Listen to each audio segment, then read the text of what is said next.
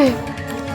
রঘুরাজা, রাজামশাই, আমি সব বলছি, তবে তার আগে রাজরানী এবং এই বালিকা আচার্য গুরুর কন্যা।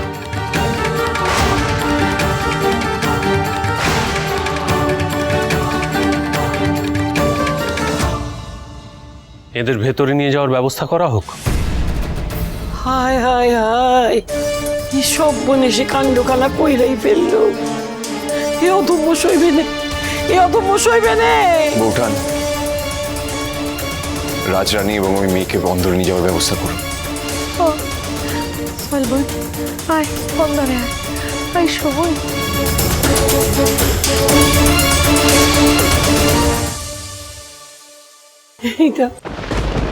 এটা উচিত কাজ হইল না রঘু, বড় অধম্য হইল। সর্বনাশ হয়ে যাবে গো, এই রাজবাড়িতে সর্বনাশ হয়ে যাবে, সর্বনাশ হয়ে যাবে গো, সর্বনাশ হয়ে যাবে। দেওয়ান মশাই, এক্ষুনি সবাই চলুন। আমায় এবং রঘুরাজকে স্পষ্ট করে বলুন একটি রাতে এমন কি ঘটনা ঘটেছে। আসুন।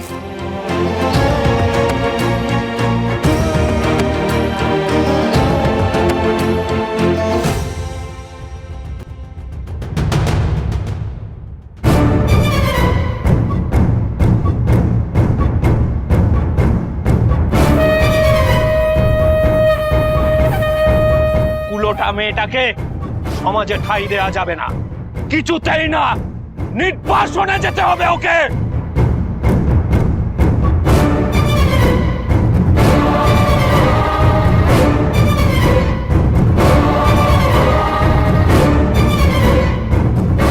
আমি আশ্রয় দেব কুমুদিকে, আমার কাছে থাকবে, নাটোরের রাজবাড়িতে থাকবে।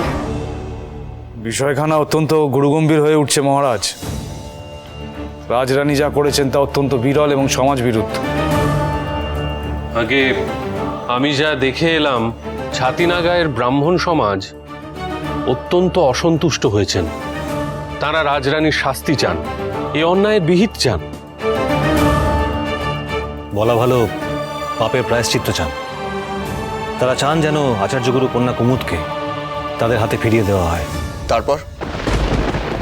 তারপর কি করবেন তারা কুমুদকে নিয়ে?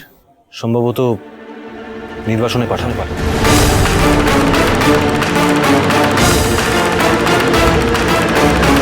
মহারাজার জয় হোক। ব্রাহ্মণ পণ্ডিত সহদেব গোস্বামীরা এসছেন আপনার সাথে দেখা করতে। এর অপেক্ষাতেই ছিলাম আমি। রঘুরাজা, তারা যখন এসেছে তাদের সম্মুখীন হতেই হবে। ওনাদের ভেতরে আনার ব্যবস্থা করো। রাজ রাজেশ্বরী রানী ভবানী, প্রতিদিন রাত 8:30টায় স্টার জলসায়।